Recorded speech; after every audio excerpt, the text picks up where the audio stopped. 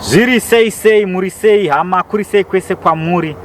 Muzuva ranhasi ndauyawo nechiziviso naika ndiri kuno kunyika yeNamibia. Tina mamao vasiri kuzivawo kuti mwana wavo mwanasikana ari kupi anonzi Nomsa Chamwaita ane makore 21 kuberekwa. Zviri kunzi Nomsa uyu akange atizirawo boyfriend yake inogarawo muguta reOtjiwarongo muno munyika yeNamibia. So ari kunzi akagarako 2 weeks. Rimwe zuva boyfriend yacho yakabuda uchienda kubasa yakamusiya ari mumba.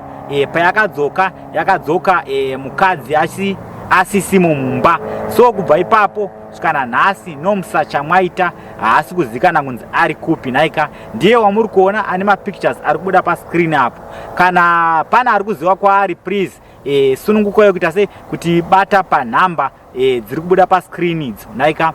Pane nhamba dzamai vacho nenhamba dzangu naika. Ngatisharewo this video pama social media platforms akawanda akasiyana siyana.